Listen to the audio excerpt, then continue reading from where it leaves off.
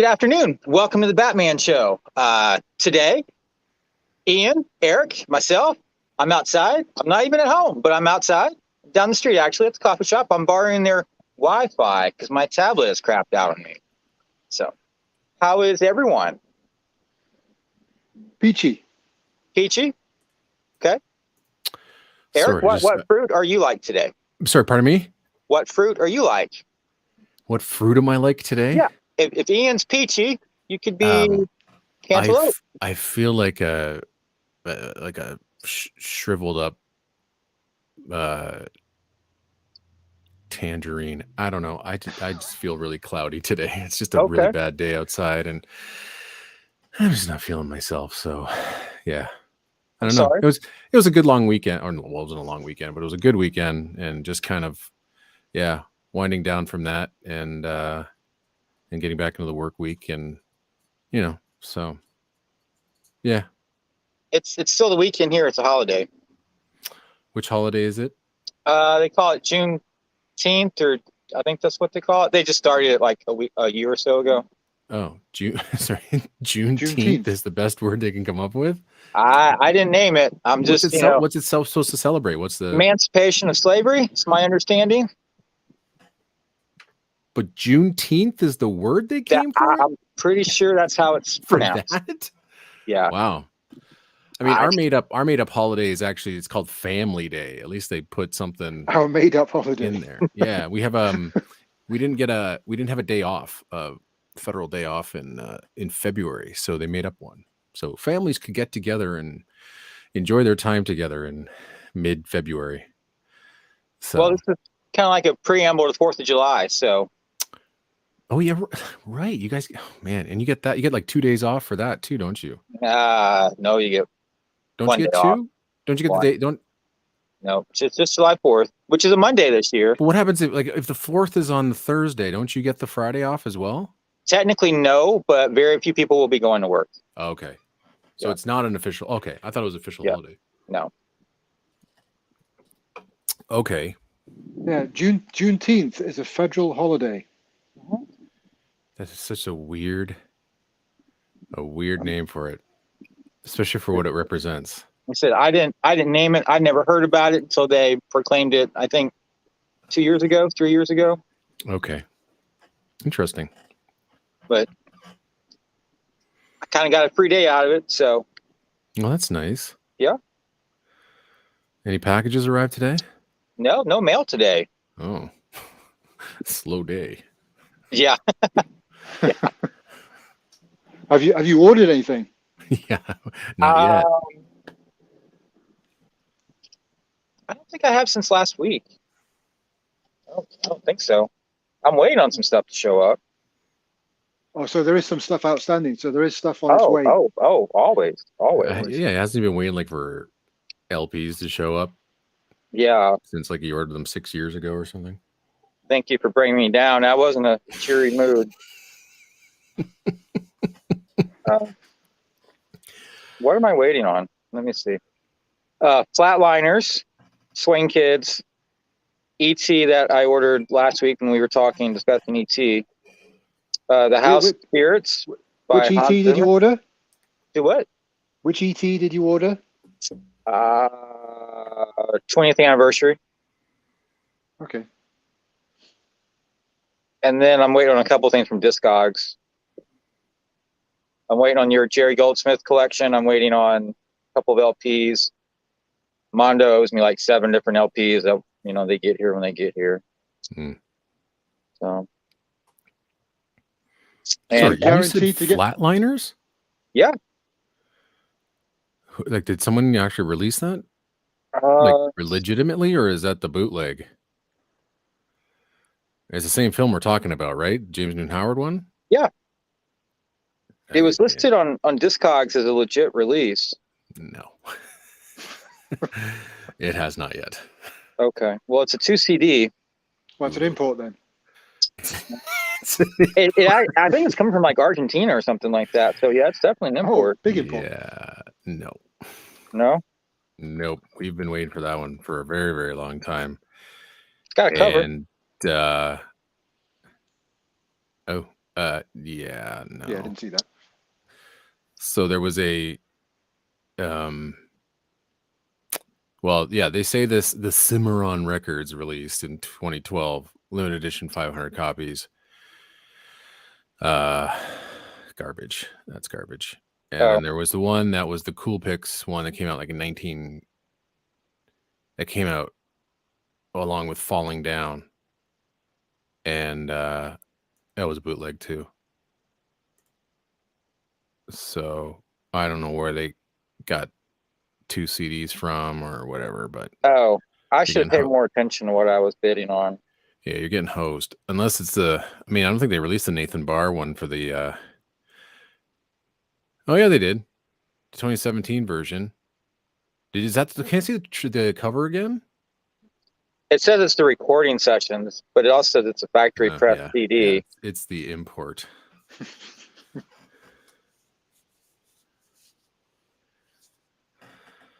I'd get your money back. Yeah. Yeah, it's not legit, but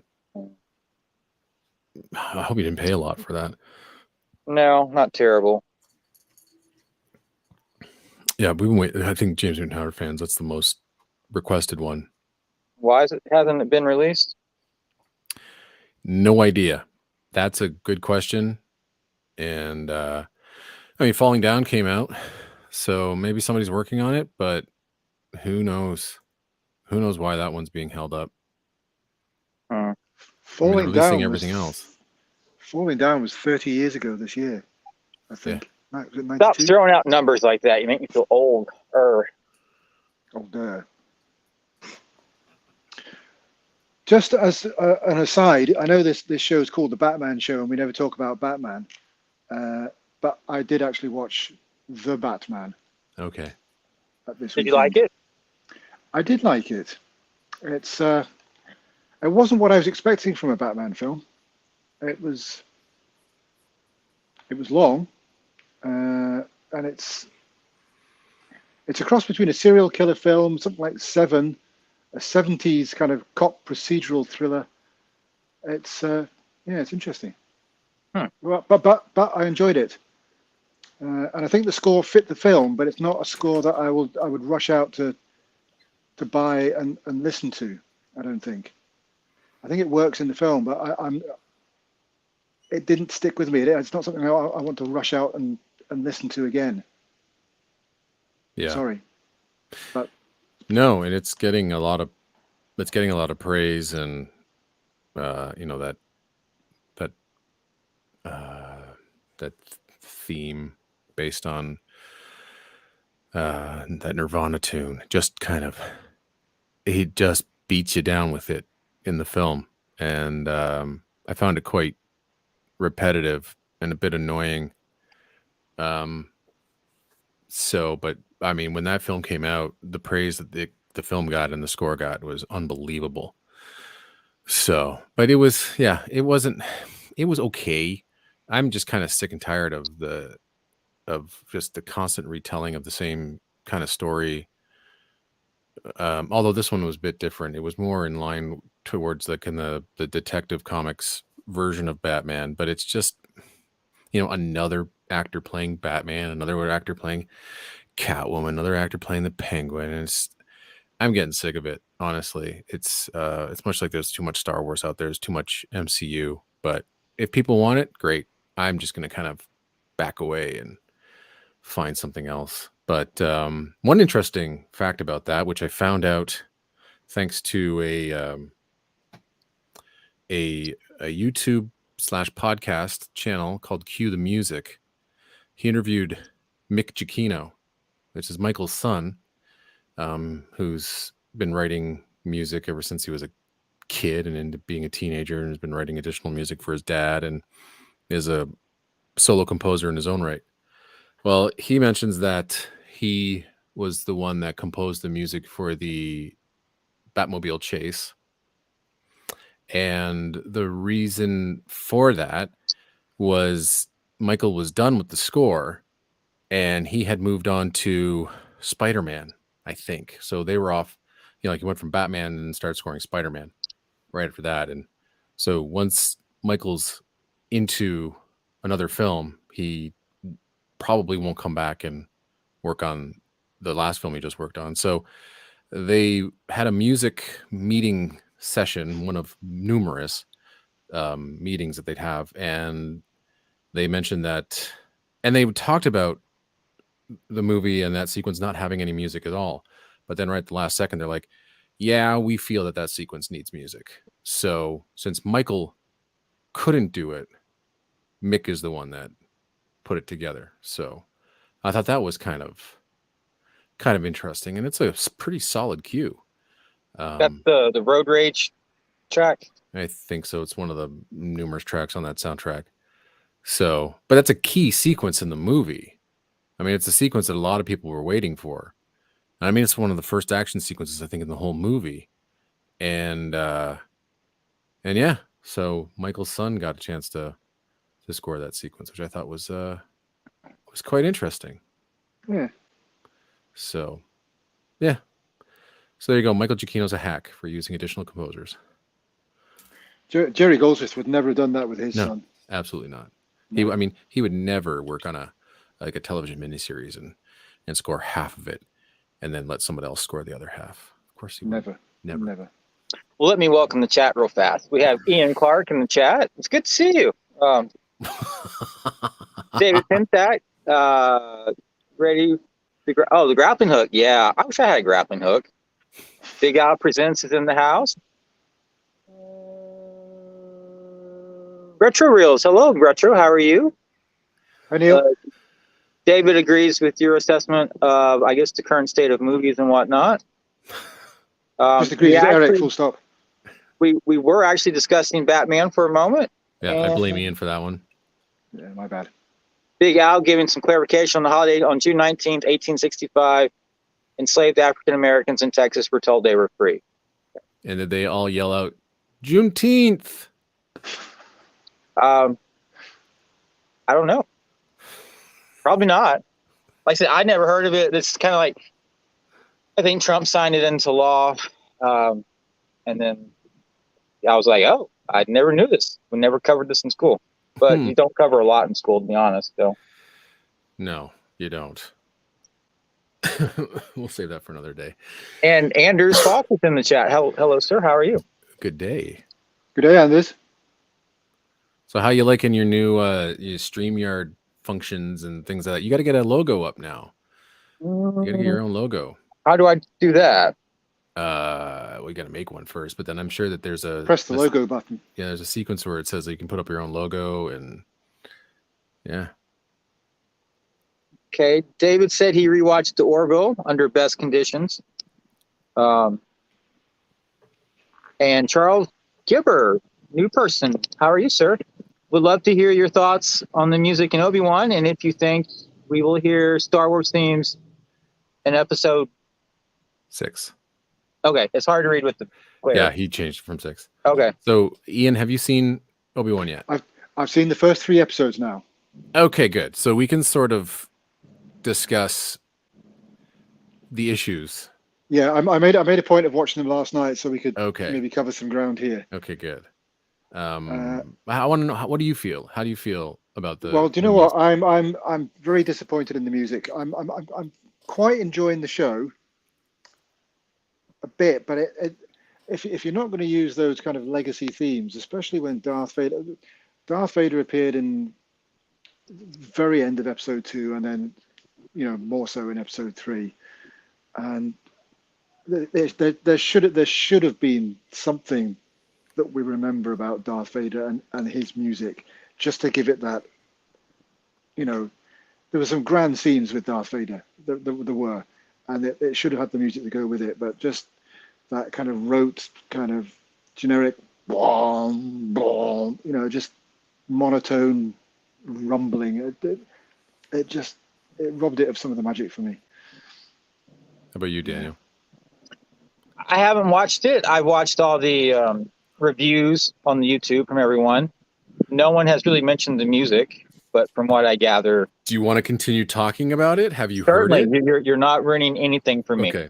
I will say I feel let down and disappointed. I had a lot of hope for the show. I had like a internet crush on Natalie Holt there for a minute, and then I feel like she just botched the job, and now I'm just like, who? I don't know who that is. So, my internet crush is over with her. Can't believe I ever liked her. But yeah, I don't know why you don't use pre-existing themes. Why you need to write new themes for pre-existing characters? And we're all here for the music. Let's be honest. We're here for music, lightsabers, and X-wings. That's it. That's what we want to see. That's what we want to hear.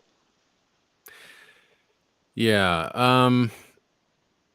I mean, we don't understand or don't know what's going on, behind the scenes. And so we don't know who's being told what and what to do and what the circumstances was with Williams being brought in and William Ross being brought in and, what he's replacing and whatnot.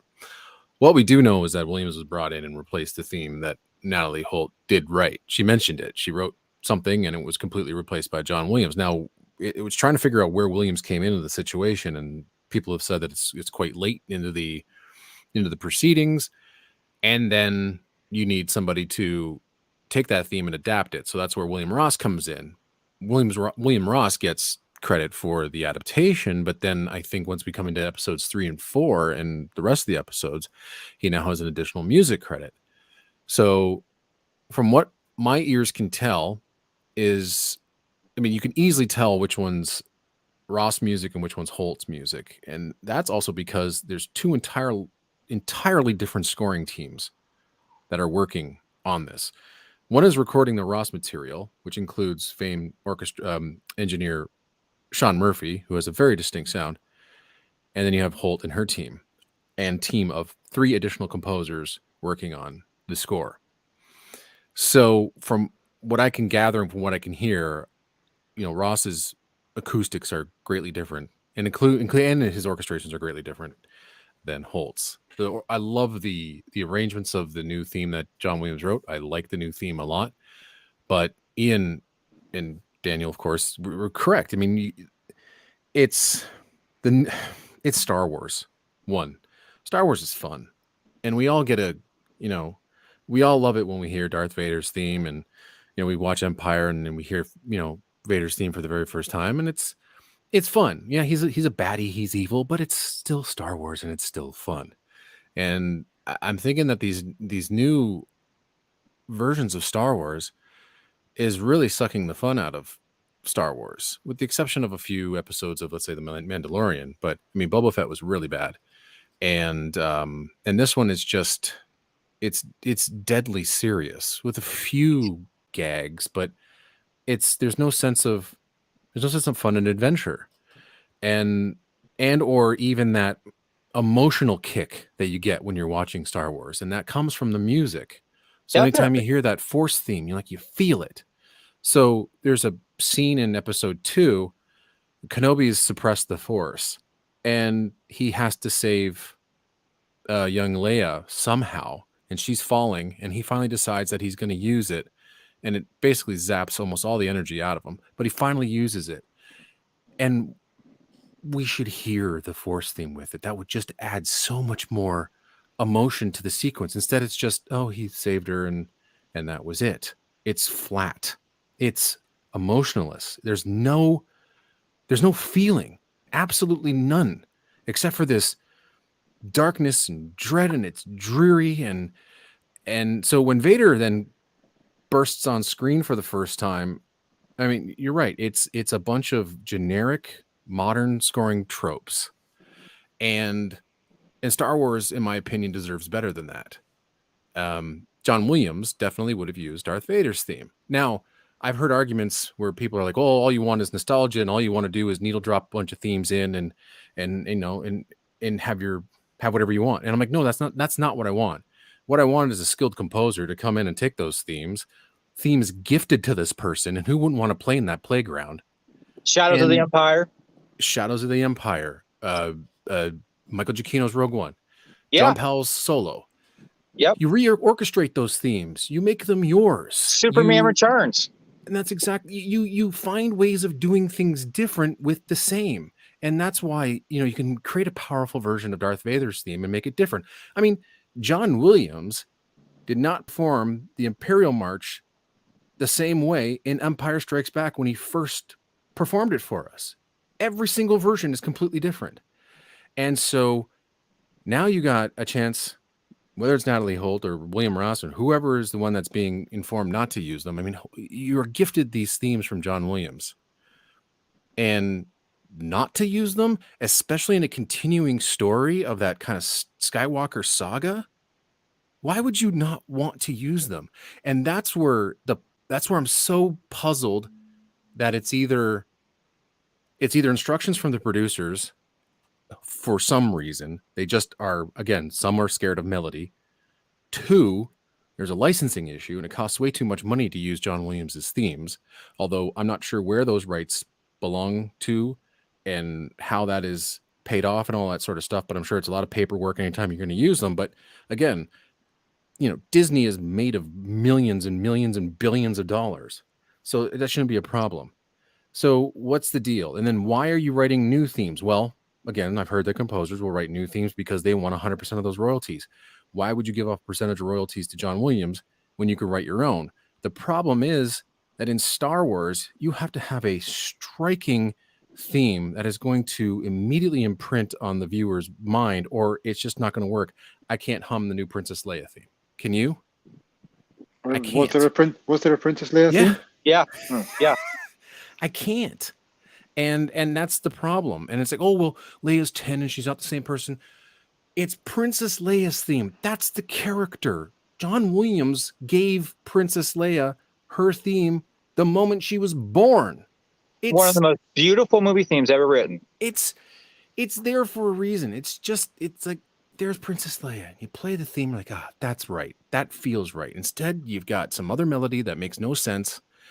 And on top of that, just in general, the contrast between styles is incredibly off-putting. It's like modern tropes, and then Ross comes in and it sounds like Star Wars, but there's no thematic glue that's holding any of this together. It just kind of plays through, makes no impact, and I'm not sure why the new producers or the people that have taken over from Star Wars are so afraid of the legacy themes, because they work. They just plain work. I mean, that's like changing Indiana Jones's theme for this new Indiana Jones movie. Stop. But that's exactly what I'm saying. Let's not give anybody any badass ideas. Okay? Oh my God. 25 James Bond films, for crying out loud. And what theme did they use? I thought when you mentioned Indiana Jones and changing the theme, I thought you were reporting the fact that they have changed the theme. I thought, what? No. But could you imagine that? It's like, here's the brand new theme because he's super old. But no, it's Indiana freaking Jones. I mean, and they're talking about the growth of characters and not the same characters they were before and blah, blah, blah. It's still that character. I mean, one of the greatest growths of Indiana Jones's character was in Indiana Jones and the Temple of Doom. And that's the most that theme was ever played in one single film. It works. It signifies something. And it takes a hold of our emotions. And we actually feel something when we hear themes. Again, you don't need themes to write a good score, but this is John Williams' musical blueprint of creating leitmotifs for Star Wars.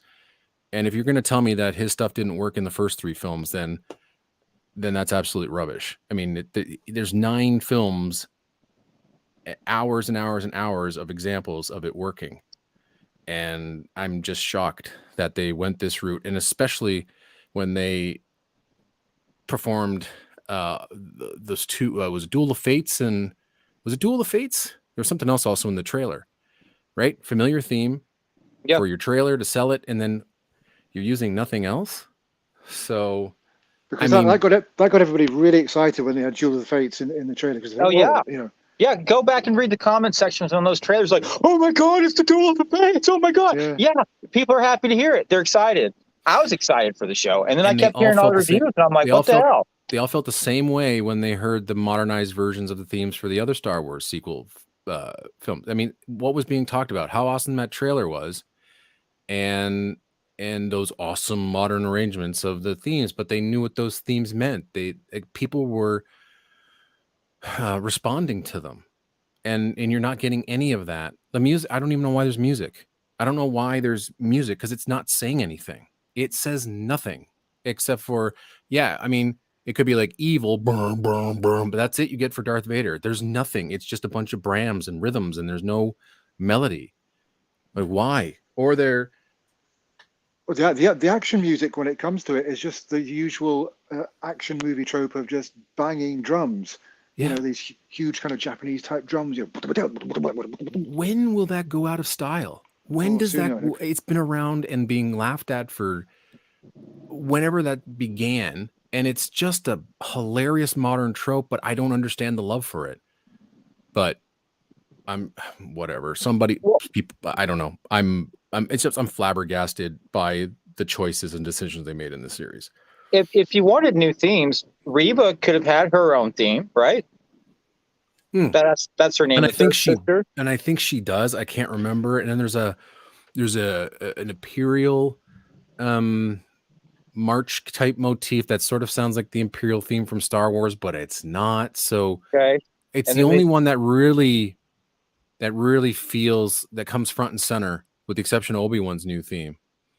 But you know, there's mention of, are we going to see this are we going to hear the themes in the last episode? You know what? I bet you we hear Vader's theme once. I bet you we hear the Force theme once, and then everybody thinks it's going to be all better because they finally played it once, and it doesn't make any sense. That's like saving the Force theme for its first ever playing when Luke Skywalker blows up the Death Star. I mean, there's no impact. It doesn't mean anything. I mean, you've got to weave it through. So you know, people, whoever might be new to this, you know, start to grab a hold of it. Yeah, and then you can watch those. You can watch those and go back to the movies and go, oh wait, there's Darth Vader's theme. I know that theme, and oh my god, it works. Like or at least when it's played and maybe Vader's not on the screen, it's like, oh my god, there it is. It's much like the shark motif with Jaws. Film music has to play a role in the storytelling, or it's just noise. And I don't feel like this score, again, besides the Williams music, and I think Ross is adapting it really, really well for where it's needed. And there's points where it's exciting, there's points where it's extremely depressing, there's points where it's really reflective, and I think that those arrangements are just beautiful. But that's the only theme that's really hammered home, and I love it. I think it's great, but I don't know what the choice is. I mean, I don't know. Do you know what I was thinking? I was thinking that Natalie Holt was hired to be the composer. She composed the score for the series, and the powers that be listened to it and went, yeah, well, this isn't exactly what we were expecting. We need to do something about this. Maybe she wasn't available. Maybe she didn't want to change anything. And they said, right, okay, somebody phone John, see if he'll give us something to help us out. Something that the fans can grab hold of and go, oh, well, John Williams composed a new theme, and then we'll have that, and maybe they'll deflect away from what Natalie's written. We'll have to use the score now because it's too late to do anything else and get anybody new to. I don't know.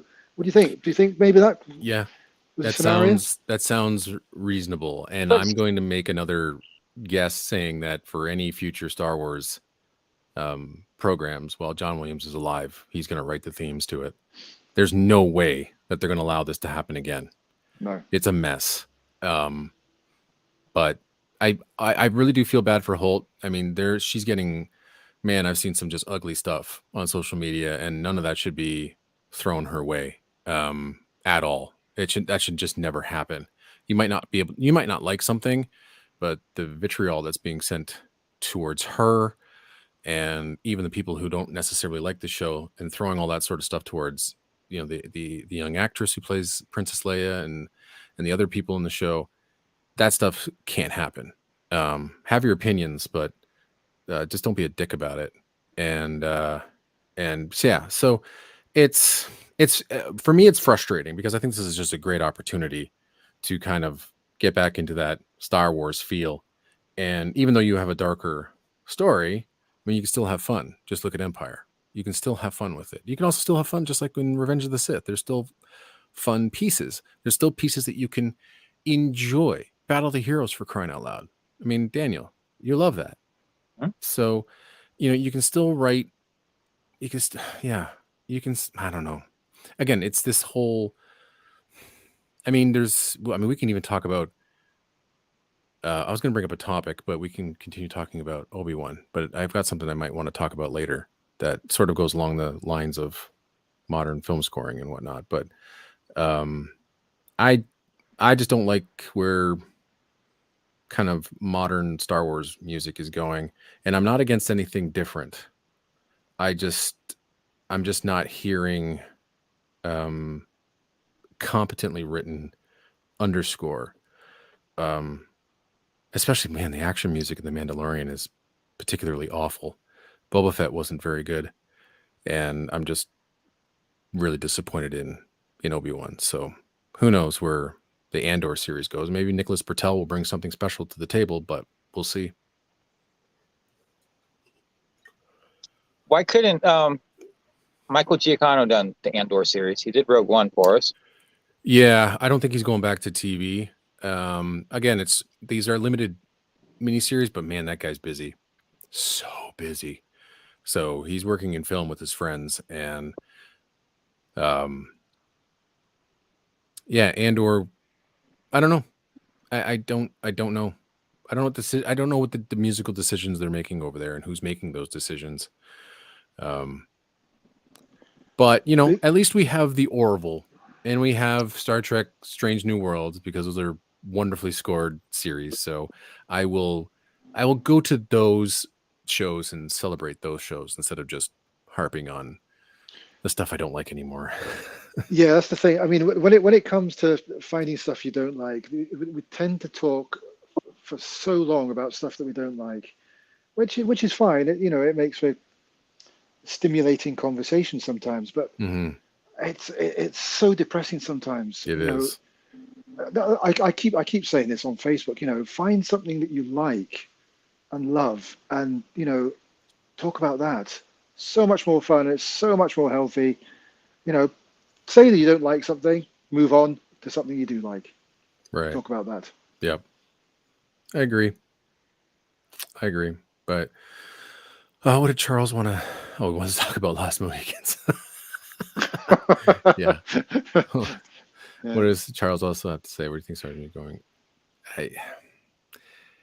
There's I think a conscious decision to move away from John Williams, but yet they brought him back for a theme for Obi-Wan. So are they just going to sell the theme and then just have some dull underscore under the rest of it, and that's the way they're going to go? I don't know. But then again, it's just the music, and we're the only people really talking about it. Well, although that's not true. I mean, I've seen some pretty heated Reddit discussions and Twitter discussions about the music, so it's on everybody's minds. But yeah, but hey, you know what? Ian's right. We've got great music written by John Williams, by Giacchino, by Powell. For those that love Goronson's music, fantastic. There's brilliant video game music out there. Mark Griskey's was it Knights of the Old Republic 2 just came out recently. If you want to hear what that Star Wars sound, pick up that music. So there's a lot of great Star Wars music out there for everybody to enjoy, and in various different styles as well too. So but yeah, I think the most disappointing part about Obi-Wan is just that there was a great opportunity for something great and they blew it. So that's where my disappointment really lies. It could have been awesome. It really could have been. So, yeah. What about Lightyear? Has anyone seen Lightyear? I haven't seen Lightyear, but you want to talk about themes and a composer latching on to previous greats. I heard someone describe this as like a lost John Williams, Jerry Goldsmith collaboration score, and there's parts of it where they're right. The theme is fun. It's really good. I'm surprised at how really good this score is. I wasn't a huge fan of the Jurassic Park music. There's some wonderful highlights, but I think Lightyear might be the best one he's done so far out of the what's he done, 3 so far out of 4? There was Batman, Jurassic World, and now this one, and there's Thor. Thor comes out later. So, but I think Lightyear is the best thing. Thor? Yeah. Okay. Yeah. So Lightyear's a lot of fun. It's long.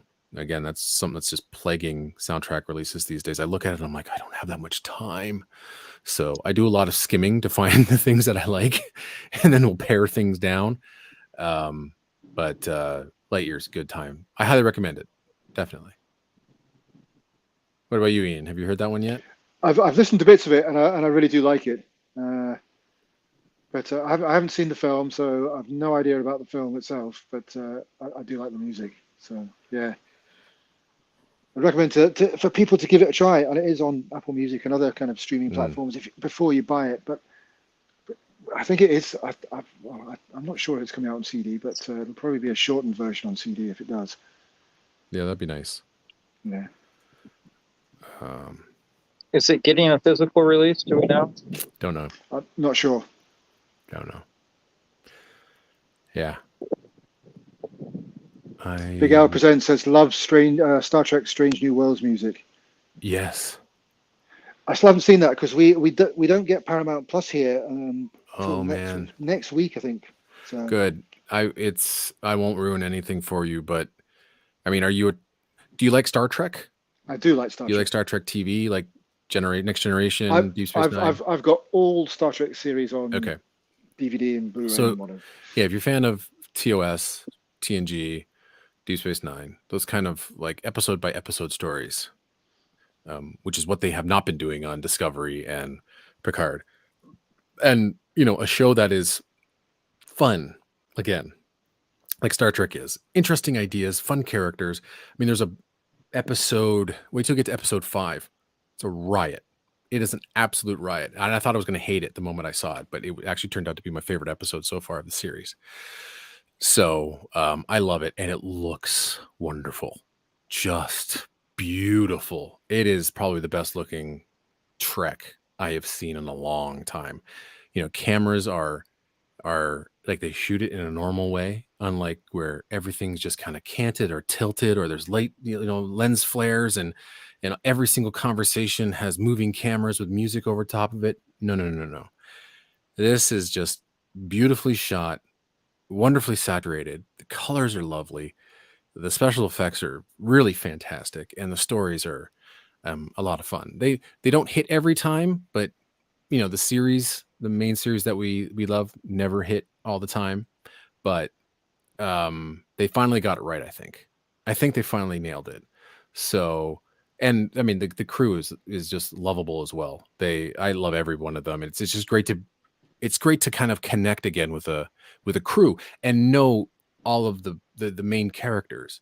Whereas like you're watching Discovery and Picard, you just kind of feel like you only know 2, or especially with Discovery, it just really focuses on 1 or 2 characters. And Nami Melamod, man, I hope her career takes off soon. She's writing superb music for the series, and I'm just glad that she's really getting this lift from Giacchino that she deserves. So I hope she just keeps on going and really, really, really does well, because she's a real, genuine, bright light in the future of film music, I think. I must admit, I mean, when I watched season 2 of Discovery, I mean, I know a lot of people don't like Discovery, but I quite enjoyed it. But it was very grim and kind of dark. But when season 2 came around, they introduced the Enterprise and Captain Pike. It just injected that bit of fun and humor into it, which it needed. It really needed. And I thought, who's it? Is it Anson Mount? Yes, it is. Yeah, he's amazing. He's superb as Captain Pike. He's turning out to be. He is going to be in that conversation where who is better, Kirk, Picard, Captain of Deep Space Nine, Cisco, or there's going to be a battle between these 4. And there's one line in episode 5, and again, I'm not going to ruin it. It's a conversation between himself, Spock, and Spock's fiance. and he says just one line, and it is one of the funniest things ever, but the delivery is so good. And I think it's just 2 words, and just the way that he looks, he's fantastic. He's so good, and he's so good in that episode too. That episode is, man, I can't wait for you to see episode 5. Cannot wait. It's wonderful. It really is. And I'm not like a hardcore Trekkie or anything like that, but I mean, I could watch TNG over and over and over and over again, and I think Deep Space Nine is probably the best thing that Star Trek has ever done.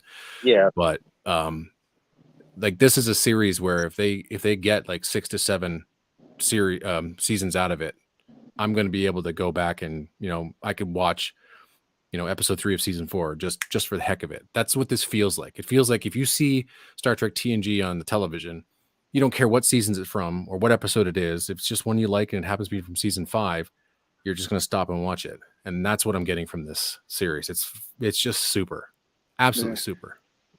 I must admit, there was a line in Discovery that Pike had. It was near when the Enterprise was first introduced, and I can't remember the story of season 2. They were trying to find the red thing that was appearing in time all over the place. Yeah. But the Enterprise had come out of warp or something. I'm probably making this up a little bit, but the line was something along the line was they were expecting to see this red thing in space. They come out of warp and they can't see it. And Pike's like, "Where's my red thing? Where's my damn red thing?" Because all the dialogue up to that as from Discovery is, so show me a schematic of the red anomaly, and he just speaks. Where's my fucking red thing? Yeah, he feels real. Everybody else feels real. There's no whispering or dark poetic Shakespearean this and that and the way they talk, and it's none of that BS. It just feels like crew on Enterprise going about their business and running into these issues, and how are they going to solve it, and you explore the characters and each and every single character that way, and that's how they grow. And I am just absolutely and utterly fascinated. And then there was one episode, I want to say episode 4. It just broke my heart. It absolutely broke my heart. It has to do with the doctor, and he was doing some he did some stuff that threatened the safety of the ship, and there's a reason behind it, and then you find out why. And then there's like one of the final scenes in the episode, and your heart breaks. I didn't get that emotional connection with Picard or Discovery, but this just one moment just absolutely ruined me.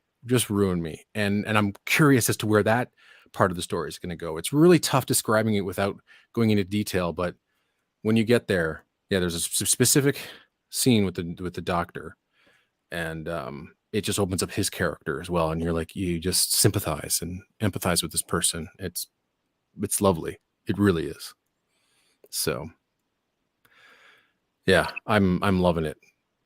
I looked online. Lightyear is getting a physical release from Mondo Records this Wednesday.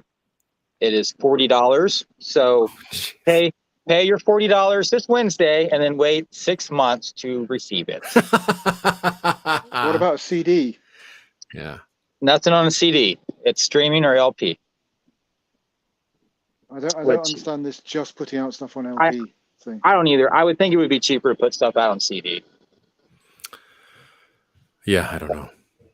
Not sure. But I'll order the LP and then wait 6 months to get it. That makes no sense either. But yeah, it's a long wait. It's a long wait for vinyl now. I know. Thank you, Taylor Swift.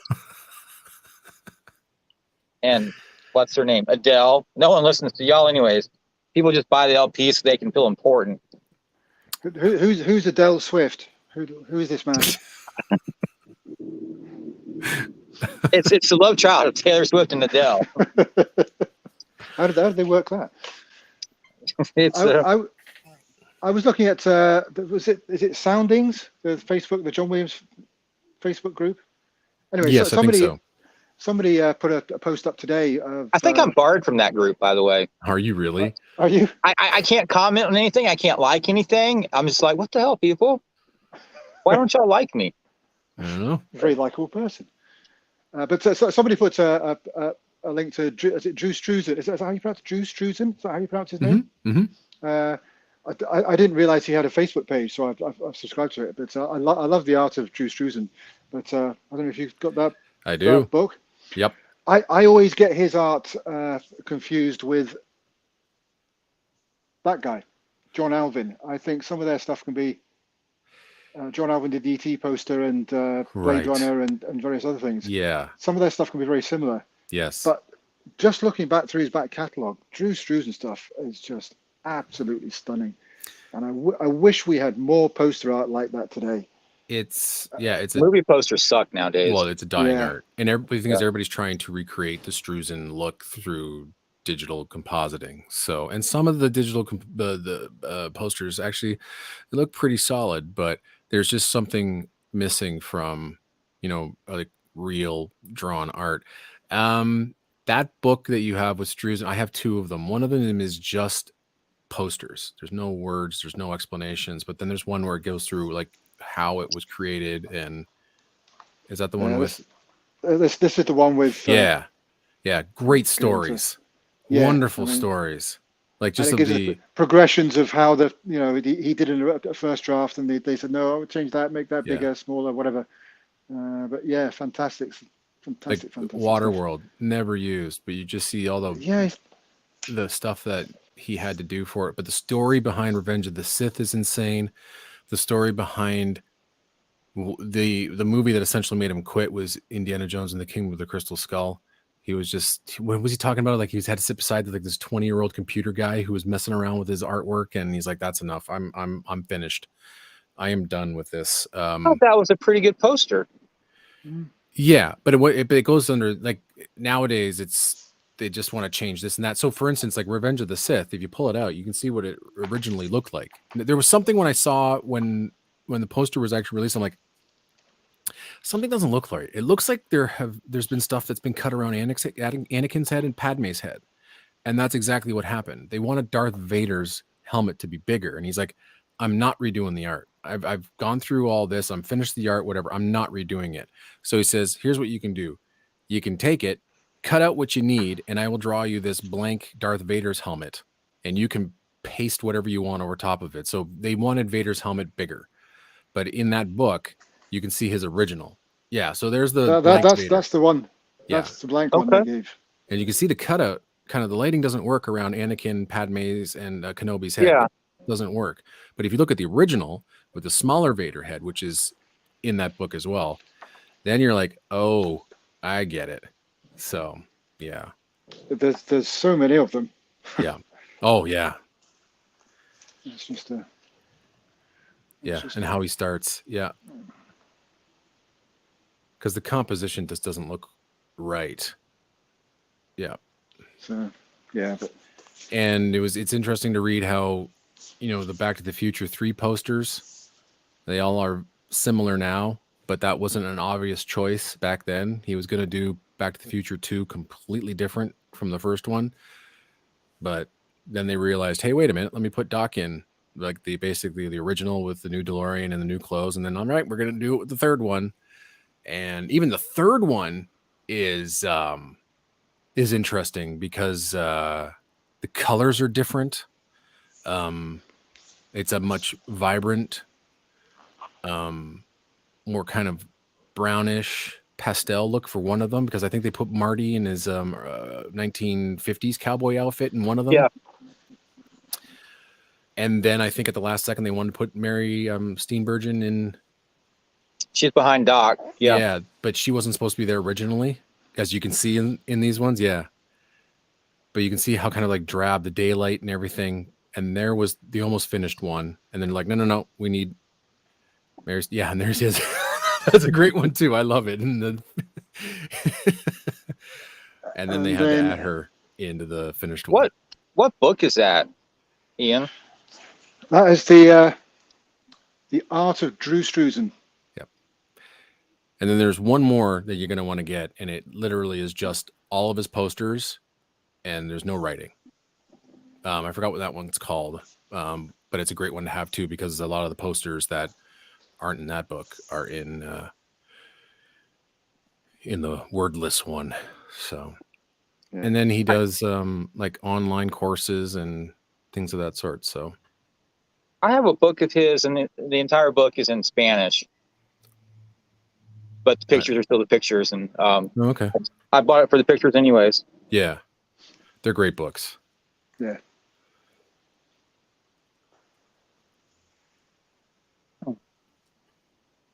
And then the book's very reasonably priced on eBay. Yeah, you get one for around $30. Yeah, I think it's still quite widely available. So yeah, because I know he did something. It was like the oeuvre or something, and it was just like everything, but it was like a private book, and it was worth hundreds and hundreds of dollars. And then finally, they did like they published his stuff at a reasonable price. So, but I mean, didn't Robert Townsend put together a concert in honor of Struzan's work? And I think his stuff is in a gallery or a Drew Struzan museum or something like that. Like you can actually go there and see his originals. And he's selling his originals as well for like thousands and thousands of dollars. Yeah, there was a documentary that came out. Yes, and the documentary is great. I've got it somewhere on. I've only got it on DVD for some reason. It's hard to find. Yeah, I've got it somewhere. I don't know where it is. Yeah, but it was brilliant. Mm-hmm. So, yeah, I just like the fact that he's kind of he took Polaroids of himself in all of the poses. So I mean, Marty, that's him, except for the face. Yeah. So and Indiana Jones, I think he modeled himself for Indiana Jones and a lot of stuff too. So yeah, wonderful artist, just with a totally distinct style. That, I mean, there's a guy who essentially pretty much copies his style, but he's super talented. You probably all heard of him, Paul Shipper. And he did a couple of covers for Film Score Monthly. And he did, I think, all the Buck Rogers covers for Entrada. Those are some nice covers. Yeah, and he's done some TV Guide stuff, but paulshipperstudios.com. And I mean, very much in the Struzian look. And some of the stuff is pretty amazing. Like even better than like the originals. I think he might have done did he do the IMAX version of The Last Jedi? The IMAX poster? And I think he did the artwork for one of the Karate Kid releases. I can't remember. But yeah, his stuff is pretty it's very Struzian. Yeah, he did the IMAX version for The Last Jedi. It's a great poster. So I'd check him out too. Really cool. Do y'all have the Battlestar Galactica TV show soundtracks? Mm-hmm. I've got two. I've got the 25th anniversary one, and the re-recording that Stu Phillips did with the RSNO, which is excellent. Yeah, it is. Yeah. Well, Volume 4, which usually goes for like $200 something, is currently on eBay with 20 minutes to go, and it's at $10.35. Oh, really? Yeah. Wow. So I thought about getting the second copy, but I don't want to be greedy. That's a good price. Yeah. Been more than that for mine. Yeah, I like his music. But, you know, everything can change in that last 10 seconds. That's true. Go up to like $100. Yeah.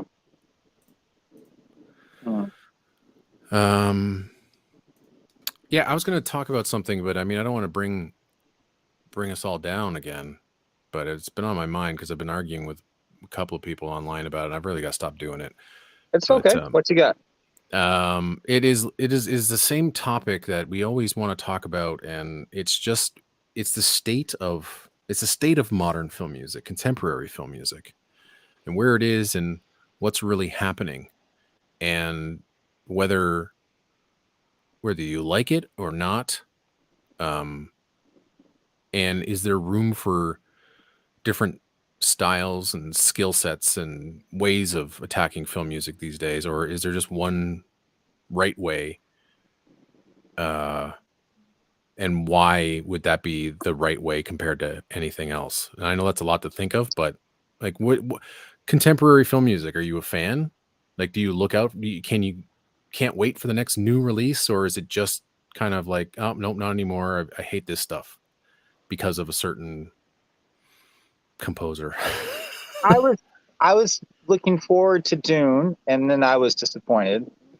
I was looking forward to Dunkirk, and I was disappointed. I've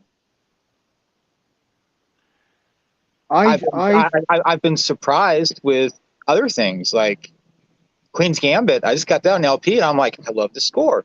I know nothing about the show. I'll probably never watch it, but I'm enjoying the score. You should. I should watch it. Okay. Yes. Okay. Yes, you should.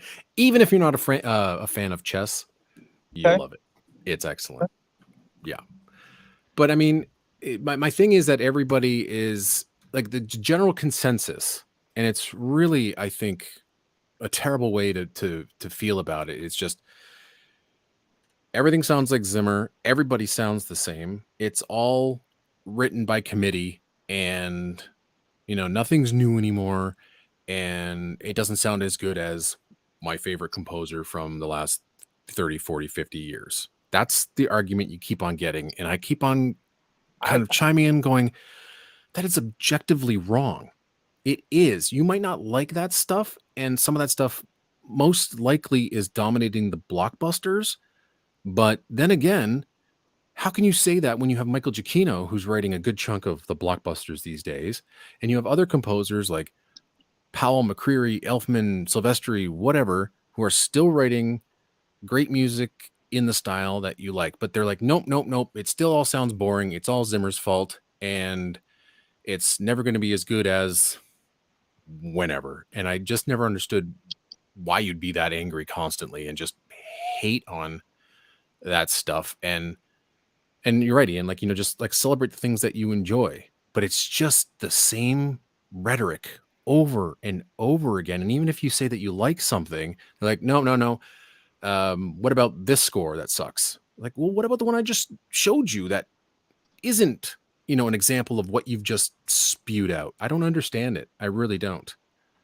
I think people are got a certain amount of tunnel vision. They'll only look, as you say, at the blockbusters, certain big releases, and they'll look at them and they have these generic kind of Zimmer-like scores, but they don't look at there's hundreds and hundreds and hundreds of other films out there with great melodic orchestral scores, loads and loads of them. And being a member of Scores and Soundtrack has opened my eyes to the just phenomenal amount of great film music and TV music that's out there. It's just blown my mind what's out there. So, I mean, because I'm pretty new to social media. So before that, I just knew what I had in my collection and what films I saw. And I was happy with that. I was happy with the music that I liked from the past, and was getting a bit bored with some of the more modern scores. Then I joined Scores and Soundtracks, and it kind of opened my mind to what's out there. So I took back any kind of hesitation I had about criticizing the state of film music today. I was wrong. The state of film music today is in a really healthy state if you're willing to just look further afield. It's all there, and it's wonderful. Yeah, I think that's what it is.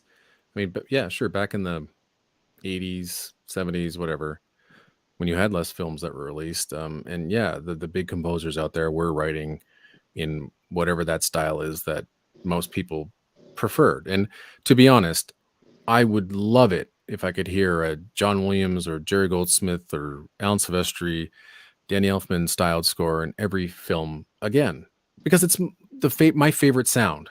I love that sort of stuff. I'm more geared towards that. However, I think I'm open-minded enough to be able to listen to even the stuff from composers that I absolutely hate.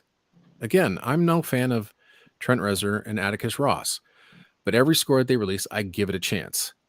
It's excruciating most of the time, but other times I can find a gem that I'm like, you know what? I think this is where they really excelled. And or other composers, like, as much as I don't like Hans Zimmer the person, and from what's coming out, I don't particularly like the way that he runs his Zimmer factory, but I can understand why he does that.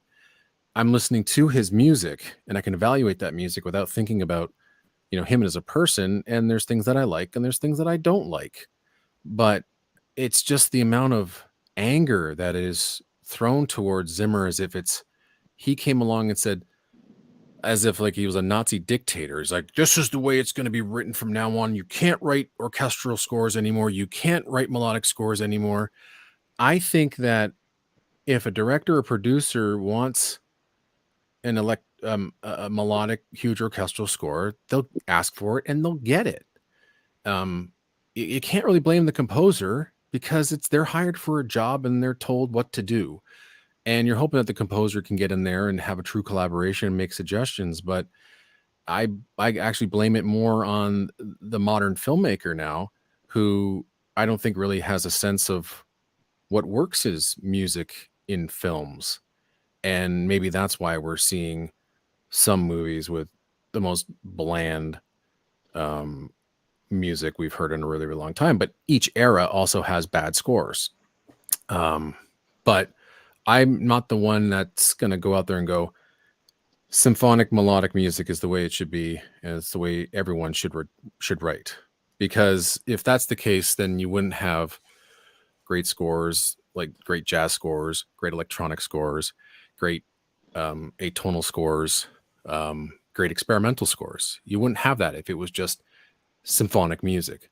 Again, if that's what you like and that's what you're more geared towards, go ahead. But I just never understood, again, going online and just writing modern film music sucks, and that's it. Like, how do you have a conversation around that? Like, why would you do that? What's the point? I mean, okay, you don't like some stuff, fantastic, but I'd rather have a conversation about how it works and how those type of scores come about and why.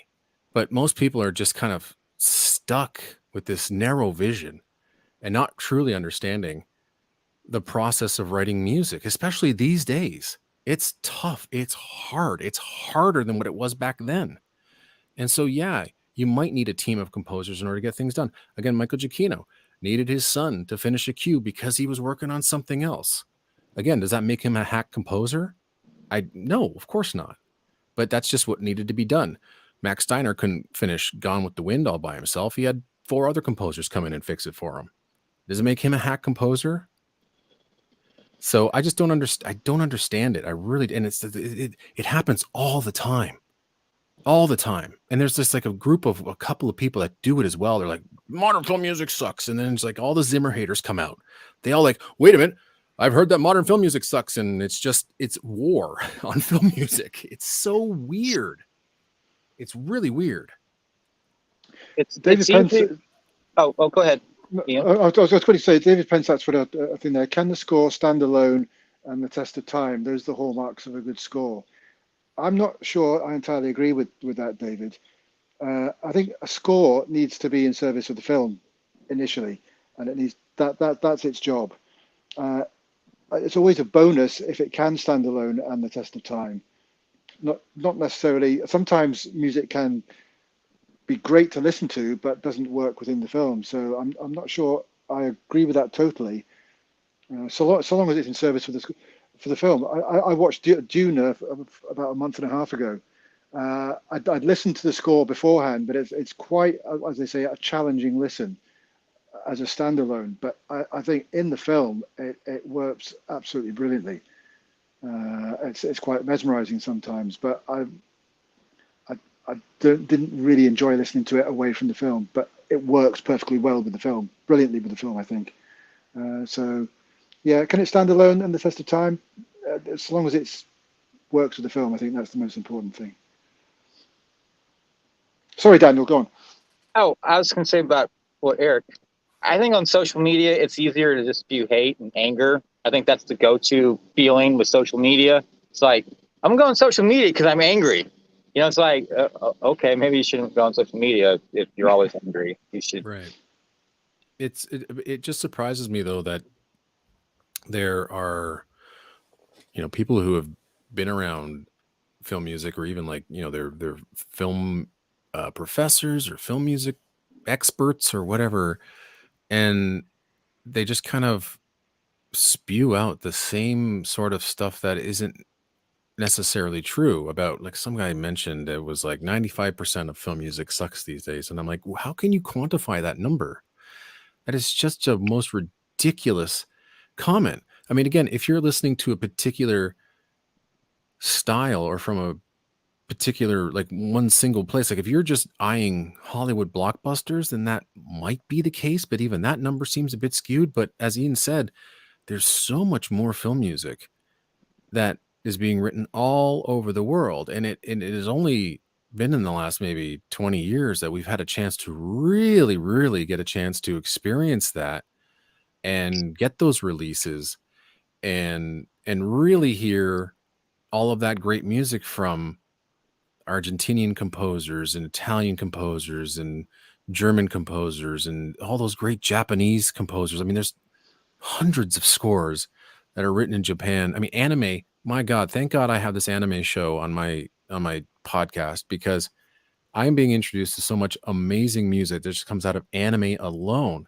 I mean, that, and then, you pose the question to these people who are like 90%, 5% of music sucks. It's like, well, have you heard this, and I'll give them 30 scores that I particularly think are excellent, and they just ignore it because they're, well, it's not Gary Goldsmith, it's not John Williams, or it's derivative of this, or I'm like, you're just looking for something to hate. And that's the way I feel it. Like, they're looking for something to hate. They don't want to like something, because then they have to admit that they are wrong about the evaluation of film music. And I get it. It's an opinion. If you don't like something, cool, I'm not going to force you to like it. But to give out these idiotic statistics and these accounts of the way film music is being written, which is factually incorrect, but just keeps being repeated over and over and over and over again, that's the problem. And that's what I hate about it. But I was going to make another point about something Ian said, and I forgot what it was now, and I might have said it in that little brief or long take there, but talks amongst yourselves. It might come back to me. So, yeah. Yes. No, sorry. The score standing alone in test of time. There it is. So my evaluation, my own personal evaluation of film music, so especially when it comes down to me picking like a top 10 or my favorite scores of the year, which I present on my podcast all the time. I watch whatever it is. So whether it's a movie, television show, or video game, I'm not a gamer, so I will watch gameplay, hours and hours of gameplay online, so that I can experience the score in context. Now, usually I like the music first, because again, I don't have a lot of time to watch everything. So if I like the music, then I'm like, maybe I should watch it in context to, sorry about the dog, to I'll come back to that. You guys talk amongst yourselves. Hold on.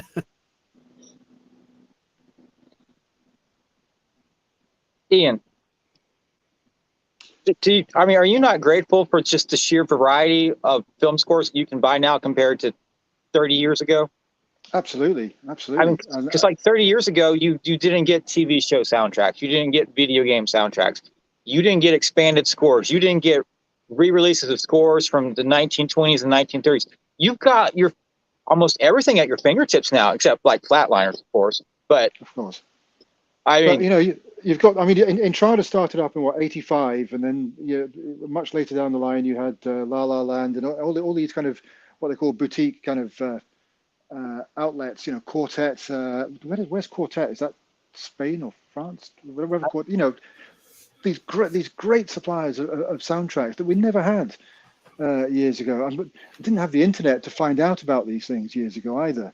So to have another great resource which people seem to just shun because they say, no, I only want it on physical media, streaming, download. Nope, don't want to know about it. I think streaming is a great way to get to know music, get to listen to something and think, oh, I like that. And if it's available on CD or an LP, whatever you want to buy it on that you can hold, then buy it that way. But listen to it first. And there's so much music that's only available on streaming or download. And I just love listening to the music. So I'll take it anywhere I can get it. So, yeah. Anyway, Eric's back with a Sorry, I'm going to nugget of continue my information. long-winded answer, but you're right. You're right. Again, talking about the last 10, 20 years of the expansion of the internet and streaming and things of that sort. I mean, we can hear anything and everything that we want. And I cannot believe that people are complaining that they get to hear music. Like there were Yeah. days and the times in the 70s and 80s where, my God, you just hope that you can hear an album and get it any way that you can. I mean, how long did people have to wait for Back to the Future to come out? Or Die Hard. Or Die Hard, or Predator, or Flatliners, which we still haven't got. But it's just, it never makes, it makes no sense for people to be complaining. It's like, all right, this album came out. Then it's like, well, is it coming out on CDs? Come on, buy it. I'm like, wait, have you even listened to it yet? Just enjoy the music, for crying out loud. I understand that people want it on physical media, and I get it. It's cool. It's cool, but it's just like, I refuse to listen to streaming. So if it's a download only or streaming only, I will never listen to it, no matter how good it is. And it's just like, why would you do that to yourself? I don't understand that mindset. It's just so backwards. Especially, again, I'd send these people back to the 70s and 80s and say, here's the list of scores you're getting this year. Yeah, you want Goonies? No, you're not getting it. You want Back to the Future? Hell no. You want Predator? Hell no. You want Die Hard? No. You want Fandango? No, absolutely not. You want to complete this? You want to complete that? No. I mean, think about how long we had to wait for the complete Star Wars soundtracks, or at least expanded. And then how long did it take for Powell's Solo expanded to come out? It's a golden age for film music fans because we're getting it anywhere and everywhere. It's crazy how much we're getting. And I cannot believe people are still complaining to this day that we're getting all of this music. It's wonderful. So anyway, so just, back to my evaluation is I've got to hear in context, the music in context, so I can understand what the composer was writing to and why he's writing that piece the way it is. That always helps my enjoyment of a piece of music. So my evaluation is, it's got to work in context, and not just work in context. I would say that, I don't know, a good majority of film music works. It does its job. There are only a handful that really elevate it, that are really going above and beyond to do something special. And those are the ones I latch onto. But then the ones that I really latch onto are the composers that are also not only writing great film music, but they're writing great music. Every cue is musically wonderful. Again, they're just not playing through a scene. They're not just laying down a bed and, hitting a couple of dissonant chords and scaring people. Great. You've scared somebody, but that's just not special. I look for those people that are able to do something special with their music. And so I evaluate it on two fronts. It's in context, and then does it work as music? And that's where I come up with my best of lists. And that's where I find that the best film music is truly written. If it stands alone, that, you're right, it's a bonus. And that's fantastic. If it stands the test of time, wonderful. Should be studied. It should be evaluated for as long as it's around. And I think those scores are magnificent. So, but there's other scores that are, they don't hit you upside the head. They aren't melodic. Nobody's coming out of it going, that's a great theme, but they might just be incredible atonal masterpieces. And those scores are just as valid as anything else. Again, as you said with Dune, I mean, I love the Dune albums anyway, but Dune works great in the film, and a lot of people hated it on its album. Now, does that make it a good score or not a good score? So my evaluation would be is if I hated it on album, but I loved it in the film, I probably wouldn't have put it on my best of list. Probably wouldn't have. But I loved it so much on album that it just elevated it. And so that's the way I go about it. But the score, however, there's Bernard Herrmann scores that I think are fantastic, but I can't listen to away outside of the film. I get zero enjoyment from them, but I think they're wonderful. So yeah. Yeah, I mean, it's different for every film, isn't it? So, I mean, there was a post on Facebook the other day. Somebody posted about Conan, the Conan scores, Barbarian and Destroyer, and I replied saying that Basil Polidor was one of those rare composers that knew how to spot a film, put music where it needed to be, where it needed silence, but also, as I was saying, also write music in its own right, that which kind of goes back on what I was saying about David Pensak's comment, that stands alone from the film. But those composers are very rare that have that kind of that magical ability to do that. I think we mentioned Jerry Goldsmith, John Williams, and James Horner were superb at doing that kind of thing. I'm sure there are numerous other composers, but if you have that magical ability, fantastic. But it's very rare, I think. Yeah, and yeah, I mean, Paul Doris, holy smokes. I mean, it's interesting. I'd like to get in the mindset of those composers and figure out what the creative process is and why they attack their movies that way than just writing something that's a little bit more simpler and easy, but still would convey the same emotions. And again, I keep going back to this quote from Alex North, and I wish I had the original in front of me here. But once I saw that, I'm like, yeah, that's the way I need to evaluate film music, and I think it's incredibly valid. I'm gonna see if I can find it. It's usually on. Oh well, but anyway, it was like he's hoping that composers would first they're writing for the picture, but then he hopes that composers are also writing for themselves. And that's where I'm like, okay, that's where the special composers come from. Here's the quote. This comes from an interview that he did with, I want to say it's NBC.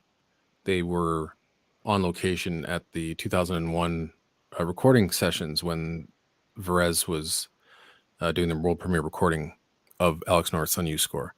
So he says, quote, "I've always debunked that idea that music should not be heard if it is a good score. How can you judge a good score if you can't hear it? I've always tried to write for myself and hope others are doing it and have done music that both fits the film and hopefully can stand on its own." Simple. You want to make Cinematic Sound Radio's top 10? Do that. That's the way I go about evaluating my film music. Again, for it to be good film music, it doesn't have to stand on its own. But I think it becomes special film music if it does. Yeah, I agree with that. So, and I in that case, then I kind of agree with what David Pensak was saying. If it stands alone, that special kind of moment where everything just aligns and you get a great score and a great piece of music. Right. I mean, I could appreciate, let's say, Planet of the Apes. It's not a score that I go and reach for, but I know that that's a special score, but it's not one that I listen to on its own very often. I don't think I get much enjoyment out of that, and I know other people do, but it's just not something I reach for. Or I'm trying to think of something else that is along those same lines. Holy crap, we got a giant raccoon outside right now. Sorry. I was like, this is rare because they're usually out at night. And the thing is, kids are just coming home from school. So I don't know what the heck is going on. He might, oh my God. Okay, anyway, that's a rare sighting here. Anyway, wow. He's huge. I mean, this is a big raccoon. Anyway, so yeah, so what Daniel, his phone overheated and shut down. So all right. What he said, is it? Yeah. And I wish I had control of the as a little stream here, but wow, this raccoon is really confused. It just keeps pacing back and forth. We don't get raccoons here in the No? UK. I mean, how big are raccoons? I mean, He's about the size of my dog. He's like this. It's about this big and that tall. They are okay. like monster rodents, and they are really strong too. Can they tip over a car? That kind of strong. No, but I saw them in tandem once. Someone had left their garage door open, and so it wasn't on the latch, and I saw 3 of them pull it open so that they can get into the garbage cans, and they'll jump up and they'll rip the garbage cans off. And but yeah, they in tandem, 3 of them at the same time, like literally probably counted 1, 2, 3 to lift the garage door up so they work in teams. Yeah. That's scary. It is scary, but it's weird to see one out in the day, because that could also mean that it might have something wrong with it. Rabies. Or it's casing the joint. There's another 2 somewhere else. Just who knows? But it was looking strangely at my neighbor's house, as if he was waiting for something. But you rarely see them out during the day, so something might be wrong. Anyway. Yeah. So what do you got coming up for your video series? I'm going to do some more. I was doing shorter ones because I'm limited to what I can, because I'm recording things on iPads and iPhones and things like that. So I'm limited to how much I can record at any one time. So I'm going to do some more kind of pick movie music moments that have, just small moments, and maybe not a theme or something, just a musical moment from films. I'm trying to dig out those kind of moments, a bit of the score that has stuck with me through the years, and do some more of those. So, yeah, that's a great idea. I tried doing that on my podcast once. Like, it was like track of the day, and I wanted to evaluate just a single track and kind of go deep into it and talk about it, or talk about a specific recording. It's just too much work, way too much work. So yeah, is the more the less dollars or time and aspect of more modern scoring? Did you guys answer that already? I don't know. I'm not sure what he's saying. That's just come up. Daniel's back. Is the more with less dollars or time an aspect? More with less. Okay. I think I understand what you're talking about, and I have talked with some composers, and the way that they've evaluated film music these days with some composers, they're saying that computers can hamper a composer's creativity, because if they're in a bind or a pinch, you can almost hit a button and lay down a pad of string ostinatos and then write towards that. Having a composer write complex harmonies and writing complex time signatures and things of that sort, that kind of goes the way of the dodo, especially if you're up against a schedule, a real tight schedule. So how much time can you have as a composer to be creative? And then when does it come down to, is like, I just got to get the feel of this scene, because if I write too much or do too much, and then what happens if they throw it out? I mean, all of that work is gone. So, is that their mindset? I don't know.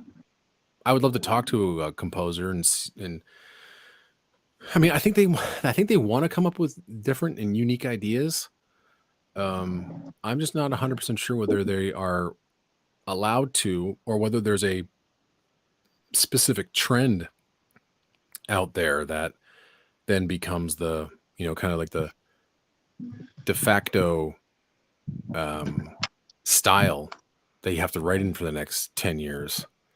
Much like when Batman Begins came out, it was like, how many copycat scores did you hear that sounded like Batman Begins? And I mean, I'm Zimmer is definitely a trendsetter. But again, he's not sitting there and telling the rest of the scoring community, "Go, you must write like this." He's just doing what he does, and he just so happens to be incredibly popular and working on some absolutely monster films. It's just the way it goes. Trends wins, money wins. Yeah, exactly. So And then I think the problem comes from producers as well, saying, well, we want a score like that. right, And then maybe the composer saying, well, that's not exactly the way I've composed. And it's, well, give it a try. We want that. So then he writes like that, and then it has a huge knock-on effect. So everybody starts writing like that because, oh, those two are writing like that, and then three write like that, and they say, oh, well, this is the way to do that kind of right, film. Or so yeah, and that kind of kills creativity, and kills kind of like pushing music forward. I mean, I'm not sure whether I brought it up here or not, but I remember John Bender, who was a writer for Film Score Monthly. He's very knowledgeable with film music and loves kind of like what do they call it? The retro cult of film music. It's like the 60s and 70s type music, especially Italian soundtracks. But anyway, he was, we got into talking, and I made mention that, like Star Wars probably was one of the most revolutionary scores out there, especially it becoming a trendsetter in 1977. And he mentioned that Star Wars was probably one of the worst scores to come along at that time. He can't forgive Star Wars. And I'm like, what the hell are you talking about? And he goes, well, the big symphonic score was the trendy thing to do. And I'm like, yes, that's true. Now, for those that like that music, that's great. And again, it's very similar to what's happening now. I mean, if you like a specific sound, if you like that kind of contemporary Zimmer modern sound, it's there, and it's in a lot of movies, and you're just lapping it up. But in 1977, he said that it essentially Star Wars killed creativity. It killed other forms of writing, different styles, composers who have their own unique voices. They weren't allowed to write that way anymore because everybody wanted the 90-piece symphonic Star Wars score for their films. And so, complex scores that were written by like Jerry Fielding, or some of the stuff that Jerry Goldsmith was writing during that time, and other said composers in the early 70s, that stuff just died. Now, to be fair, some of that stuff was actually quite dreary. It was heading towards kind of like concrete music, a lot of heavy electronic music, and things of that sort, which is fine. And there's room for that in film music. But the fact that he said that Star Wars killed all of that, I mean, that's pretty tough. I mean, it took until Marauder came in and started doing stuff with like Fame and Vangelis, I forget what Vangelis. It took about 4 or 5 years for those electronics to finally creep their way back into things. And now we're at a point where, the symphonic score, I don't think it's dying, but it might be in maybe blockbuster scores, with the exception of certain A-listers that are still allowed to write in that style if they are hired. But there's a lot of experimentation still being done, and I'm interested to see where film music is going to go. And I really did think that 20 years ago we were going to have another symphonic resurgence. And as much as people will claim that the Lord of the Rings are one of, if not the best scores ever composed, it's amazing how little influence it had over the industry compared to what Star Wars was like. I swear to God, I thought we were going to have more of that for at least 4 or 5 years. And to be honest, the late 2000s, mid 2000s still had some incredible symphonic scores, but there wasn't that kind of resurgence of that style like it was in 1977. And I swear I thought it was going to happen again. And I'm wondering whether that is going to happen again, or whether Zimmer is going to continue having that huge influence. And it seems like it is, because he's pushing music, I think, further than many composers are these days, whether you like it or not. I think people are attracted to Zimmer because people that will not necessarily listen to an orchestral score of any kind. They're more kind of rock and pop people, because Zimmer's stuff it's got that crossover thing, and it's if they say they like Hans Zimmer, it's pretty cool to say that, rather than saying, oh, I love that music by the London Symphony Orchestra. It doesn't have the same kind of, I don't know. It just seems that his music appeals to a bigger crowd of people than just orchestral film music. Right. Yeah. And I mean, you can see that in his tours. I mean, Yeah. could you imagine? They're like prog rock concerts. Right. Right. I mean, could any other composer besides like John Williams like go on tour and sell out massive arenas each and every night? No. I don't know who else could do it.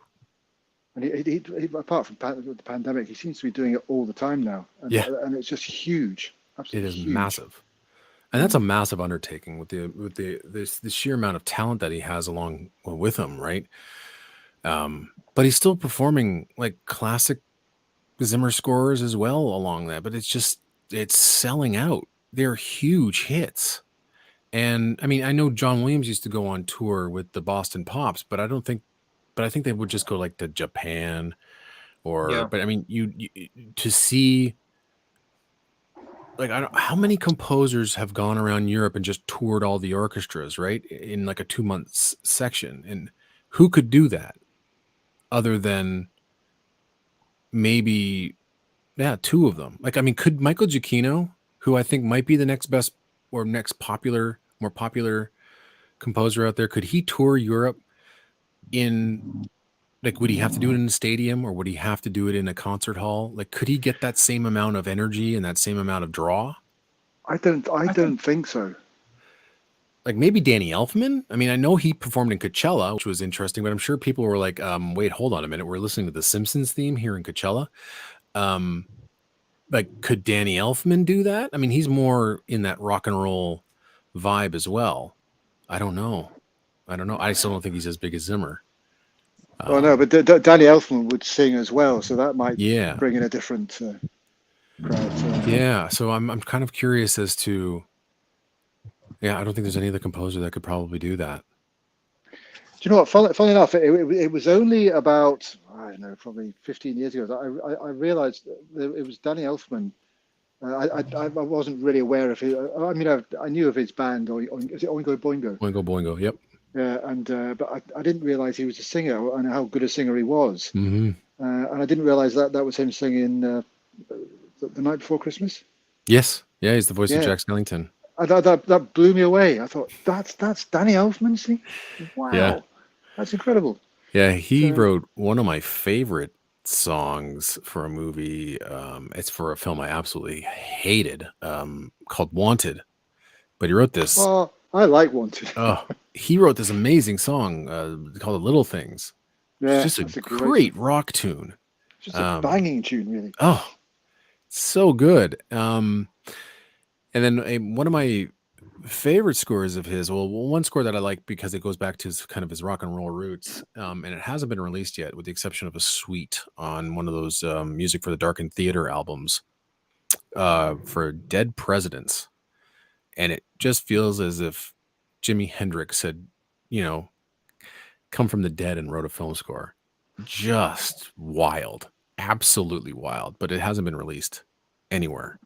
So I think it's Music for a Darkened Theater 2. It could be. And you get a pretty hefty suite of music from that film. So those albums are actually pretty neat. I wish there was a Music for a Darkened Theater 3, because there's some really cool, like some of his commercial music is on there. I think there's some of his music from Amazing Stories that I don't think has been released before. Weird like student films that he worked on. Like there's one called Face of a Frog. Face of a Frog, I think, is the weirdest thing I've ever heard, but I think it's an absolute gem. And that might be off the first album. Those are really fun albums. Yeah, I wish there was a third one. When you get away from his big orchestral stuff, I loved his score for Midnight Run. Yes. Yeah. I did too. Yeah. I love that kind of Southern Midwest The guitar. American rock sound. Yeah, that bass. Yeah, Yeah, it's really good. that was You're right. brilliant. Midnight Rent's great. Yeah, that early Danny Elfman. Have you heard Article 99? I haven't, no. So that's an early dramatic effort from him, and it sounds amazing. It's much like it's listening to him score like Black Beauty or Summersby. It's just totally out of left field. It doesn't sound like Danny Elfman. Much like some of his more dramatic films, I think that he was writing in the late 90s, like a Civil Action and what's that one with Billy Bob Thornton and Bill Paxton? Simple Plan. Simple Plan, yeah. And like even in the Good Will Hunting sort of category, he was really experimenting with sounds and rhythms and kind of these kaleidoscopic types of compositions, which I thought were utterly fascinating. And I don't know how he composed some of these things. It's just so off the wall weird. Still sounding very distinctly Danny Elfman, but I have never heard anybody score a picture like the way he did with like Good Will Hunting and Civil Action and Simple Plan. Really odd compositions, but some of his earlier dramatic stuff is just simply wonderful. Like, I mean, if you never heard Black Beauty or Summersby, holy smokes. You're just like, could we get more of this Danny Elfman now, please? Yeah. It's simply wonderful. I found that with Danny Elfman, with James Horner as well, when he got away from that big, splashy, big orchestra kind of blockbustery kind of sound that we're all used to, you know, Rocketeer, Star Trek, all that kind of stuff, Crow. When he was doing the smaller scores, there was just wonderful invention and he just had a new kind of enthusiasm for whatever he was working on. Right. Yeah, he was doing a lot of improvisation. Yeah, which I thought was interesting. I mean, he improvised a lot of Field of Dreams, which I thought was interesting. You just sit there with a piano and just they interviewed him on the for the DVD and Blu-ray extras. I don't know if you've seen that one. Yeah, where the copyist people come and said, like, can we get all the music for this now? And he went, there isn't any. we just kind of made it up. We just we just jammed and recorded it. And they went, yeah. Can we have the music now, please? No, honestly. I mean, I think the only thing he truly wrote was the last 9-minute piece for that, maybe the end credits for Field of Dreams. I think that was the only thing he wrote for orchestra. And he might have done a few of the horn solos, I think, but it was everything was just his electronic group and him on piano. I think that's really neat. And, some composers would get chastised these days if they did that. That's not the proper way of doing things. You can't do it like that. So, yeah. Yeah, I love those. Oh, man, like Vibes. Vibes, I think, is just one of the greatest things Horner has ever worked on. I love it. The film is pretty crummy. That score is beautiful. He managed to make, like, a musical rainforest. It's unreal. What was the one track it's called? It's either the end credits or it's a beautiful track, and it literally sounds like the rainforest is playing music, like the animals and the clickings of the trees and sticks and the rain hitting the ground. It's beautiful. Absolutely, I've never heard anything like it in my entire life. Great score. Great score. Am I on the show, guys? Sorry. Are you on the show? I am in, right? I thought I was in. Yeah. Okay. Yeah, my battery on the tablet is going to die here pretty quick because it wasn't fully charged. I wasn't expecting my phone to overheat, but I'm probably going to have to get off here because it's going to die. Oh, we can call it a day. That's fine. Okay. This was fun. I'm sorry. No worries. I will have a new working tablet by hopefully tonight. So and I can be back at my house next time we do this. Sure. Cool. But you're out No, of this is- town next week, right? Yeah, Eric? I won't be. I know I could be here for Monday. Okay. I can't be around for Starship Troopers, but then I will let you know what my connection is like out in Newfoundland. So then I'll see if I can jump on for that Monday and Wednesday as well. And if it sucks, then maybe we can try. Maybe we can do a test. And if it sucks, then I'll just stay out for a month. You guys keep going, and I'll tune in.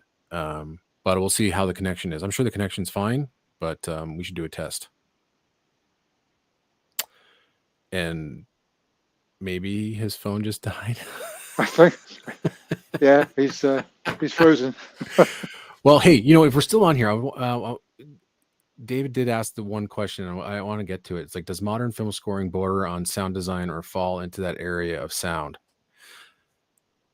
It's an interesting question because it's two different disciplines. I mean, I don't know. How can you have sound? How can you have music without sound design? That's my answer to that. I mean, someone had to come up with a violin and make that sound, which is designing sound. And then that becomes the violin and the sound of the violin.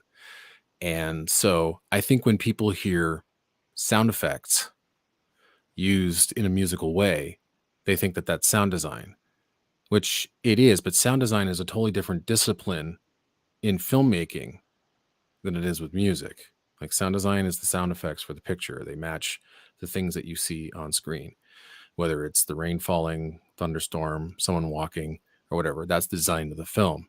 But if someone incorporates, rain or thunder or whatever into their musical score, that still is music. Music is sound, and it can be any sound.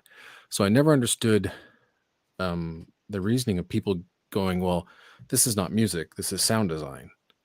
Because sound design is a totally different discipline in film. Yeah, I think that just comes down to people's tastes Yeah. in music, and they just don't like what they're listening to. Right.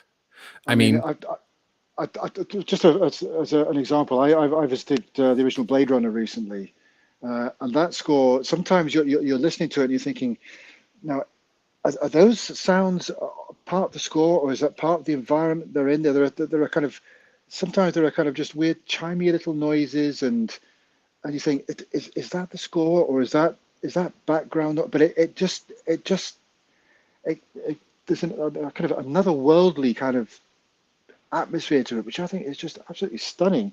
And I know it's the score, and it's just the way it's scored, but it's just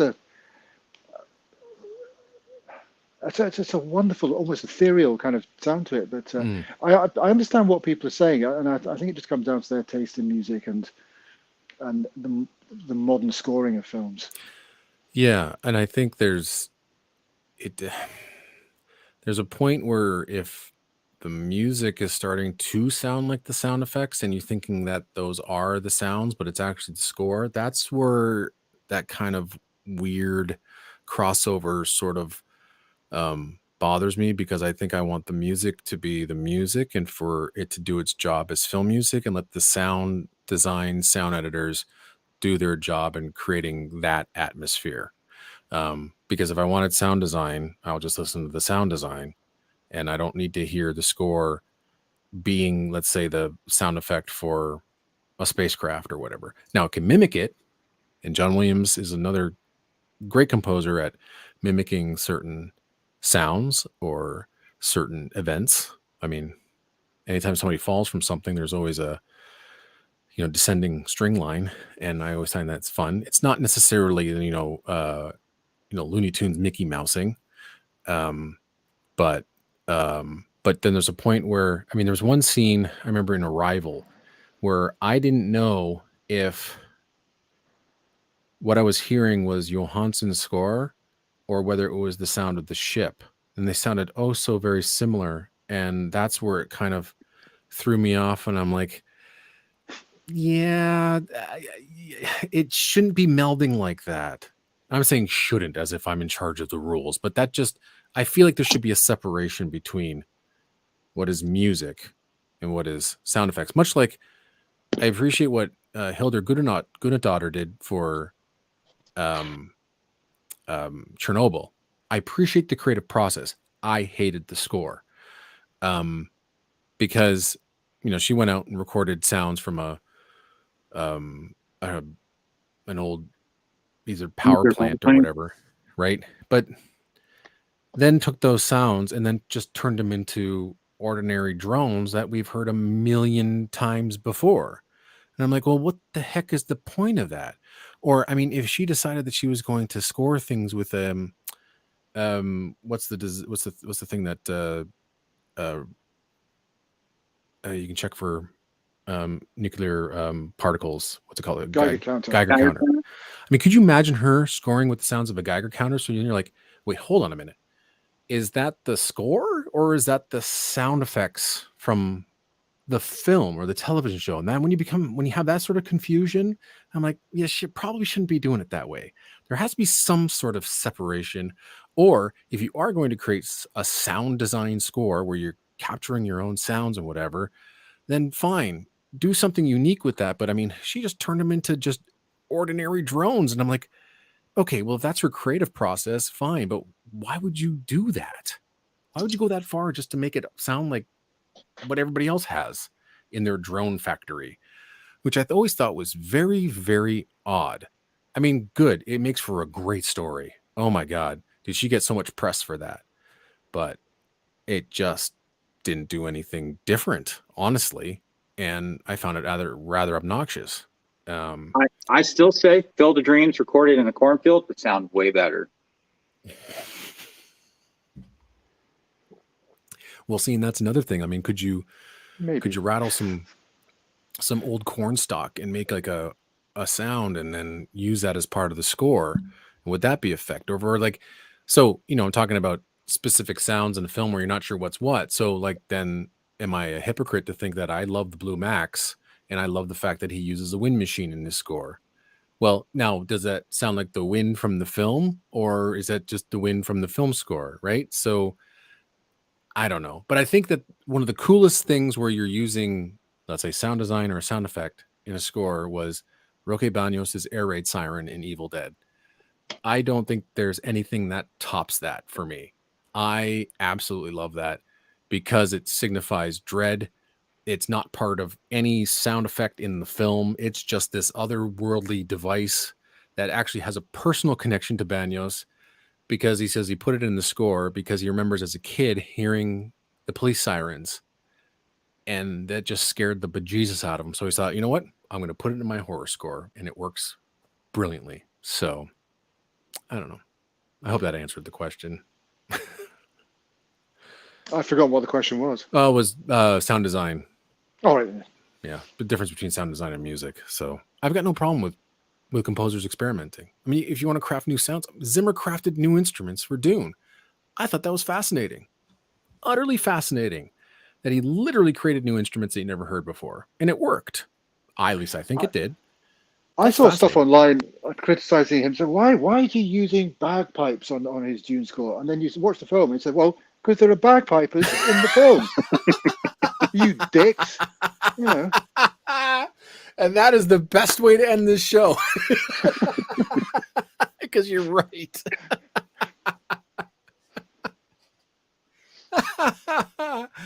Oh, that's fantastic. Oh, man. Well, until next week. I'm sorry, I've had technical issues today. That's fine. It happens to all of us. I mean, you're talking about here quickly just about Marilyn Manson and working with sound effects. I mean, if you've ever listened to Gunadotter's Battlefield 2042 or whatever that video game is, and watch the way she created that score, I mean, it's like, what in the hell is going on? Like salt on a drum, and then they're just rubbing it around, or they're crinkling paper to make sounds, and I'm like, all right, whatever you got to do. But it just seems it. And she was like literally conducting the person while she was crumpling paper. It's like, all right, what? It was funny. How do you conduct that? I don't know. Maybe they did it just for the camera, but that score is absolutely horrible too. So it's really, oh my God, it's really bad. It's really, really bad. But I remember the PR team. It's a score that you've never heard before, and it pushes the boundaries. And I'm like, so putting salt on a drum and smashing it around is pushing the boundaries of music. Okay. If you think so, it's bad. In my opinion. I mean, there's people who were playing the game that stopped playing the game because the music was so horrible. Like, we can't do it.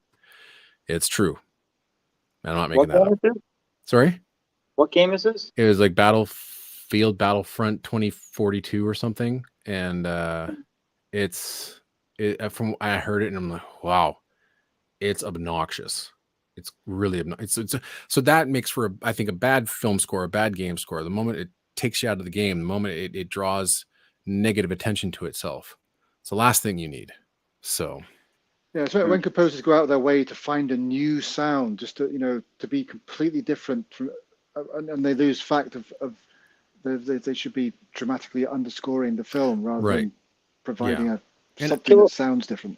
And I don't mind them finding new sounds. I mean, Goldsmith was trying to find new sounds all the time, but they seem to fit with the narrative and what he was trying to accomplish. I mean, the mixing bowls and all that sort of stuff in Planet of the Apes, it makes sense. It's just a weird and wacky world, and those are weird and wacky sounds, and it makes complete sense to be using that as a percussion instrument. But he thought about it. He's like, I'm not going to do something new just for the sake of doing something new. And that's another thing that I hate. Oh my God, I hate well, it's new, so therefore it's great. I'm like, well, no, that's not true at all. Just because it's new doesn't mean it's great.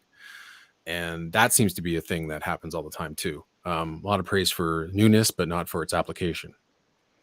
I remember the only time I ever saw Jerry Goldsmith live was when he came here in 1999, and he did a suite from Planet of the Apes. But he explained beforehand what the different instrumentation. He had people at the back of the percussion section with all the bowls and things, and explained, with a bit of humor that they're going to be using mixing bowls, they're doing this, all this kind of thing, trumpets with the mutes turned around the other way, and all this kind of stuff. But he explained it all to you, so you knew what the sounds were and where they were coming from. And when it came to the General's suite, he was saying the beginning, MacArthur. He said that that's hammering on the strings of the piano. Yeah. And I loved all that kind of technical detail that he gave to explain, and he explained why he thought these sounds were pertinent to the score he was writing. So, love that. Yeah, I do too. When I love it when these sounds or when the scores or what they're doing, does happen to sound different, but it has purpose. It makes the films better, not just because it's a new piece of music or a new idea. It's just these new ideas are in perfect synergy with the film and the story, and that's what I appreciate about newness in film music. Anyway, I got to take off, but this was a boatload of fun again, and I'm sure I'm going to be around next Monday. But yeah, I think this was a great conversation, honestly. So I'm glad you guys were here to kind of like let me know what you thought as well, because I thought I was going absolutely nuts over the weekend talking to some of these people. So I should really just give up. don't waste too much time on haters. Yeah, hater gotta hate, player gotta play. Yeah, I'm glad I got it out of my system as well, because I almost joined in that conversation. I thought, no, I've done this so many times. I'm going to say the same old thing, and I just thought, no. And I'm arguing with the same. I'm like, I've got to. It's just so. It's sad. It is really sad. And then me just kind of I'm throwing more gas on. It's so exhausting. So, and I promised I wouldn't do this anymore, and I've got to kind of step back again and just enjoy what I enjoy and stop getting into these petty arguments with some of these people, because they're just seems like it's angry 24/7. So anyway, I got somebody at the door. I really have to go.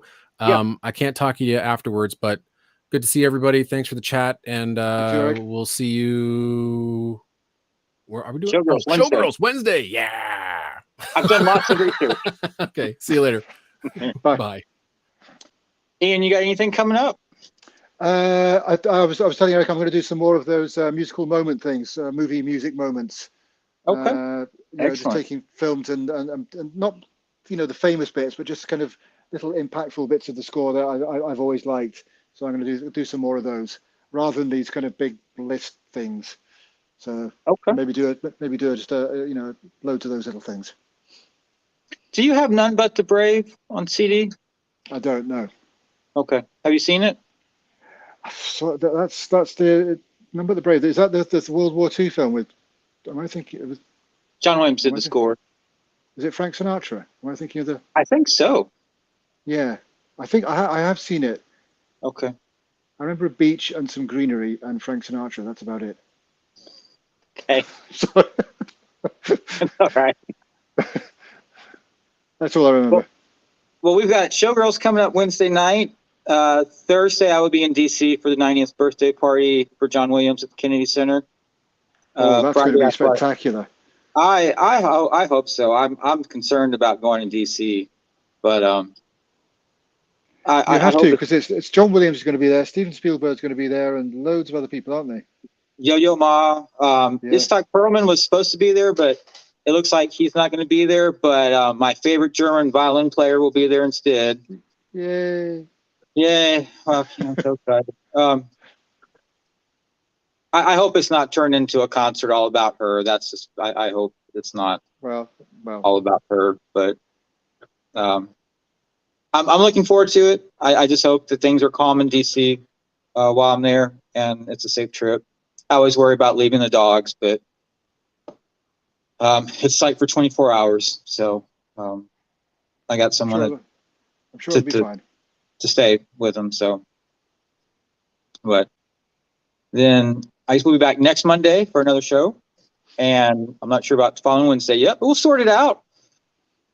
So if you haven't subscribed to Ian's channel, Ian Clark, he makes awesome videos and he makes trailers for some of his videos too, which is just phenomenal. And thank you everyone for tuning in. We'll see you Wednesday and then next week. Adopt, don't shop. Keep listening to great film scores.